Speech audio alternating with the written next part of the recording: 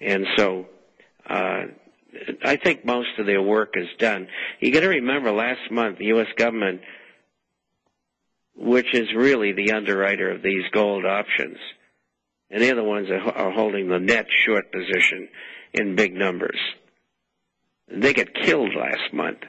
They lost billions of dollars, and they're trying to get it back. And they knew gold and silver would probably correct anyway from some level nearby when it began, and so they went for it.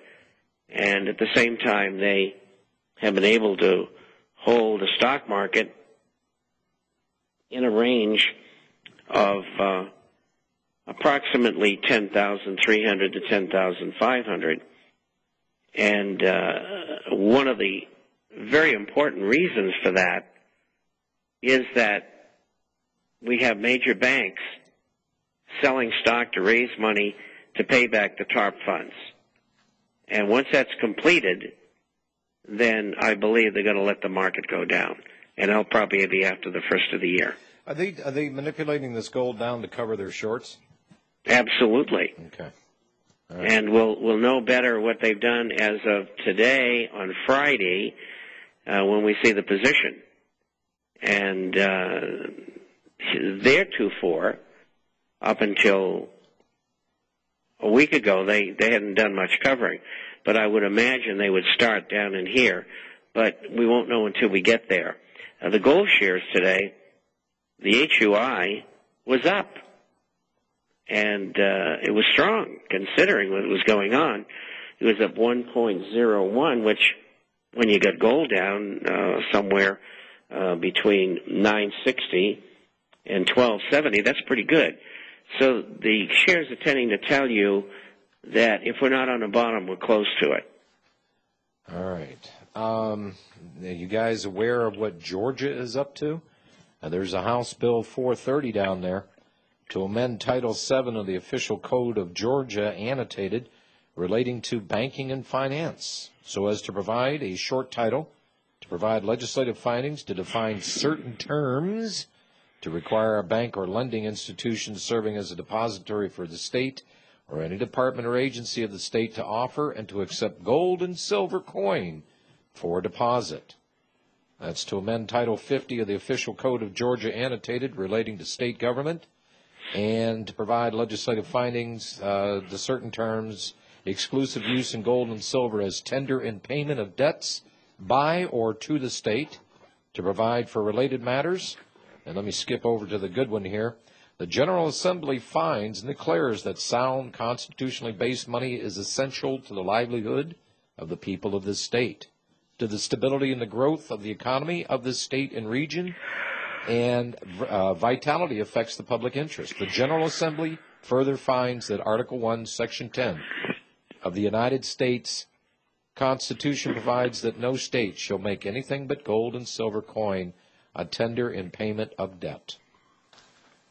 Uh-oh. Uh-oh. Well, United Nations doing the same thing. Yeah, I saw that. Gold coin to bear the UN logo. The Oro. The Oro. Yep. The Oro. Is that short for Oracle? No, it's in Spanish and Italian. Okay. And also in Latin, for that matter. Yep. And so they're calling it in Latin terms, if you may. I see. What'd you say, Rob? I said, I don't know where they're going to get their gold from. Unless they got a secret stash somewhere. Maybe they'll call it up and buy it from you. Yeah. No, Obama's got the stash, man. Oh, I'm sorry. No, he just has cold beer for his Rose Party get-togethers with angry white people. Speaking of which, the Democrats are coming unglued because of the opposition to their health care. Now it's all these right-wing extremists that are causing all the problems. We'll be back. We are back. 800-313-9443 if you'd like to join in on today's conversation. Please feel free to do so. Yeah, Robbie, you mentioned the gold coin to bear the UN logo. United Nations has licensed the minting of gold bullion coins bearing its logo to provide a public option, world savings currency. Vancouver Examiner, the Oro gold coins are hoped to contribute to making the UN better funded by 2015, with revenue rising by 10 to 15%. So it appears the United Nations is going into the gold selling business. Well, that's true, and I think it could very well lead one to believe that that could be a precursor to some kind of gold backing and some kind of a monetary unit in the future. Well, if it's for their world currency, there had been rumor that there were going to be certain currencies, European Union currency, that was going to be backed by a certain amount of gold. I mean, that's just to make people feel better, because I don't think there was any substantial amount, but it was better than just floating paper out there to give the illusion that, there's some real value going on here. So I don't know. I don't know. All conjecture, we're guessing, but I think they're preparing people, and this will be a slow process, probably take a year and a half or two, but they're going to go to a trading unit to replace the dollar within the next year and a half or two, probably a year to a year and a half. And they'll back it with 10 or 15% gold, maybe even more. And the currencies within the unit, which will be the top 20, known as G20, and this would be the most reasonable way to do it, would be weighted within that group of 20. And I think that is a move to stop any kind of chaos that might happen when the dollar is no longer the reserve currency. It's being phased out. If you saw, Iran no longer deals in dollars at all, and the Arab group is talking about using much less dollars than they have in the past and phasing it out because of its loss in value. And so I think that's where we're headed.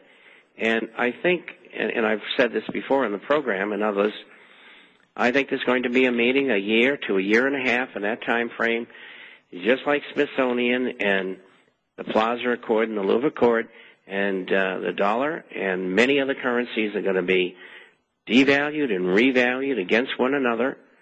And I think there'll be a debt settlement between nations, and I don't think it's that far away. Now, when you say debt settlement, how do you mean that? Well, let's say that the United States owes Argentina $100 million. And I think that if there is a devaluation of the dollar itself, officially, domestically, I think it'll be 3 old ones for one new one. I backed into that number personally myself. And that would mean that Argentina would only get, out of $100 million, 30% of that, which would be $32.500 million. And the same thing would happen between each country on a net basis. And that's what I think they're headed towards. And that's exactly what happened in Argentina in 1990, 2000, and 2001. And it's something that has to be done. It's their way of purging the system.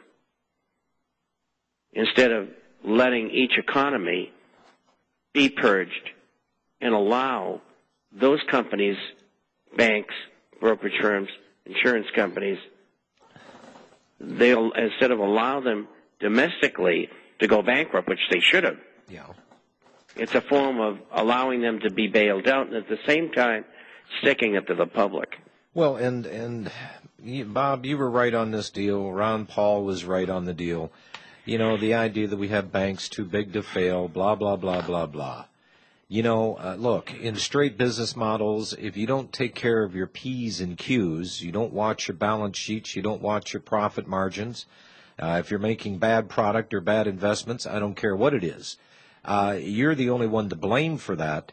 So if you come up belly up and you're screaming bankruptcy and we're too big to fail, and then you have to rely on the taxpayer to bail out a private corporation, which these clowns have ripped the public off here in the United States alone to the tune of trillions of dollars. We don't even have an exact figure on that through their usury.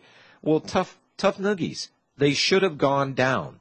Yeah, it would have been ugly for a little while until everything, the dust settled, but we wouldn't be dealing with corporations or banks and their lousy business practices and, straight up business model. You're in business to make a profit, make a good product or service, bring it to market. People are willing to buy it or they're not.